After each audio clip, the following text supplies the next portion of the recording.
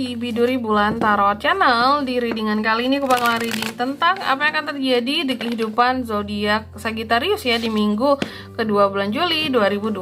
Oke, buat para Sagi, coba langsung aja kita fokuskan dulu untuk tarik energinya kamu di sini. Mari kita lihat kira-kira apa aja sih ya yang akan terjadi sama kamu di minggu kedua bulan Juli 2025. Langsung aja ya buat Sagittarius. Sekali lagi.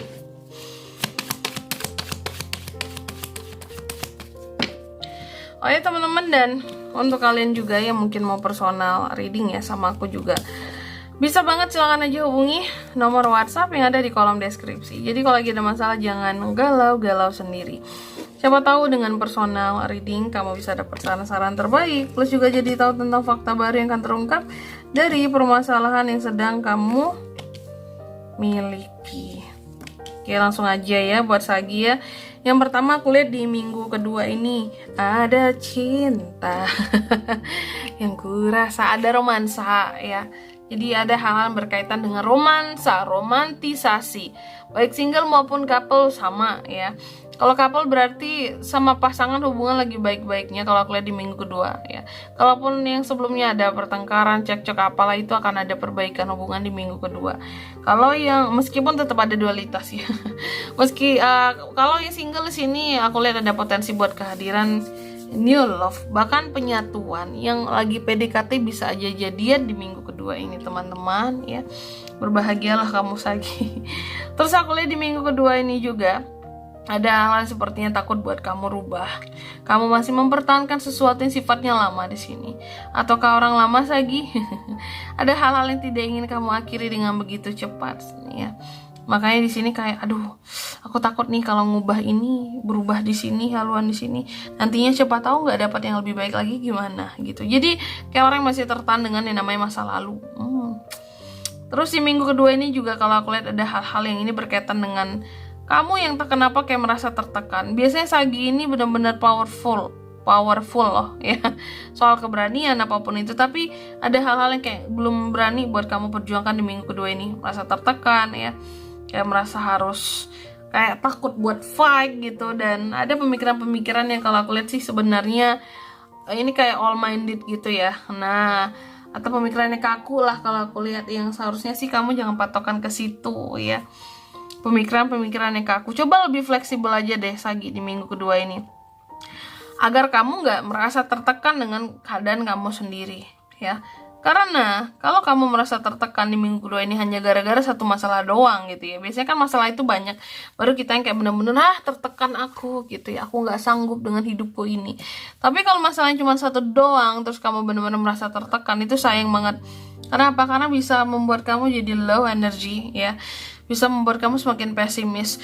Terus kamu bosan dengan kehidupan kamu sendiri. Kok hidup aku gini-gini terus ya kak ya? Kapan ini aku bahagianya kayak orang-orang? Kapan aku punya ini, punya itu, bahagia kayak gini, kayak gitu? Tuh, boring kan kalau kayak gitu. Karena di sini kalau aku lihat Sagi itu banyak nanggung beban pikiran, terus nggak diungkapin lagi, nggak dikeluarin gitu loh. Aku nggak tahu mau curhat gengsi atau gimana sih Sagi ya. Sesekali ya, coba deh kayak lembutkan hatimu ya, singkirkan gengsimu. Mau curhat gitu, cari teman ya, tempat terbaik, orang terbaik buat bisa dicurhatin, agar kamu nggak menanggung di sini kayak beban perasaan, beban pikiran kamu sendiri gitu. Kalau memang nggak ada personal reading pun bisa teman-teman ya. Plus tuh tanya apa yang mau ditanya, kak kalau gini gimana kak, gini gimana kak. Nah jangan lupa ya, nomor WhatsApp aku ada di kolom deskripsi ya. Jadi itu, kalau ada beban pikiran cari orang yang bisa dipercaya ya untuk curhat, lepasin semuanya. Kalaupun butuh saran apa, tanya gitu ya. Enggak kak, takut ngerepotin orang ya, bagus, berarti personal reading itu ya. Karena kalau kamu personal reading sih kamu bebas mau nanya apapun ya, mau tahu kondisi yang gimana pun di sini, dan privasi juga aman ya. Aku lihat ini juga di minggu kedua ada potensi tentang kesalahpahaman ya.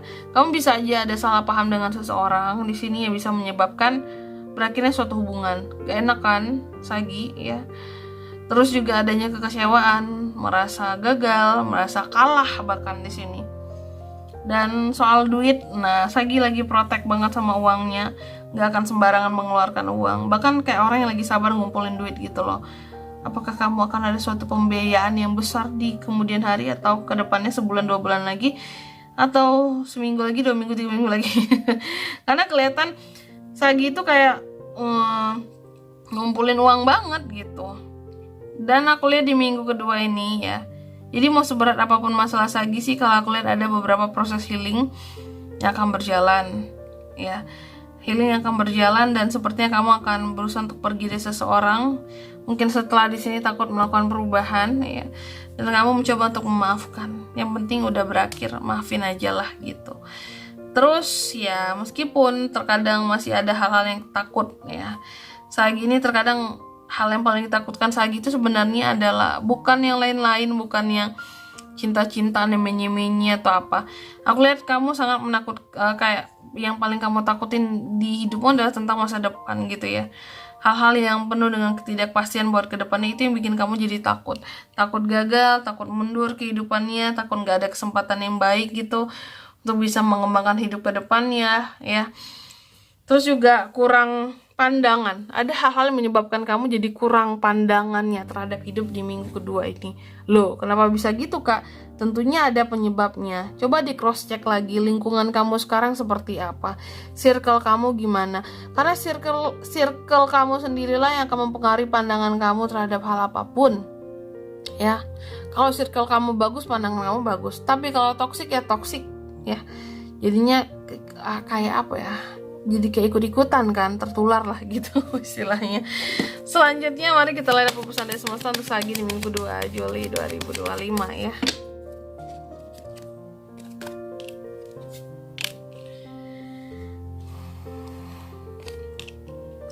Yang pertama, kamu dipesankan katanya coba lihat kembali ke belakang, apa aja sih yang udah kamu raih dalam hidup, yang udah kamu terima dalam hidup kamu Sagi ya.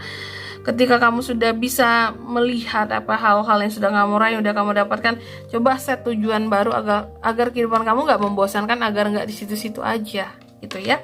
Harus punya target baru. Kalau yang A udah dicapai segala macam apa, ya udah kita lanjut ke yang B yang baru lagi kayak gitu. Jadi nggak stagnan. Lalu yang kedua, kamu juga dipesankan katanya coba beranikan dirimu untuk melebarkan sayap ya, dan terbanglah gitu. Jangan takut untuk memulai suatu awal yang baru ya. Dan yang ketiga, kamu juga dipesankan katanya kalau kamu lagi sedih, kamu boleh merasakan kesedihanmu ya Sagi. Tapi satu yang perlu kamu tahu, bahwa ketika lukamu atau perasaanmu sudah membaik gitu, lukamu sudah mengering, kamu harus bisa kembali ceria lagi. Jangan selamanya berada di dalam kesedihan yang kamu miliki gitu. Dan di sini kalau untuk zodiaknya kan bisa terkoneksi dengan Sagi di minggu 2 ada apa aja ya. Ada di paling kuat langsung nih, ada Taurus, ada Scorpio, ada Gemini, cukup banyak nih. Scorpio lagi, dan itu aja. Oke, mungkin sampai di sini dulu ya buat readingan kali ini. Semoga resonate. Jika tidak resonate berarti bacaan ini bukan untuk kamu, dan semoga bermanfaat tentunya. Dan sampai jumpa di video-video selanjutnya. Bye bye Sagittarius.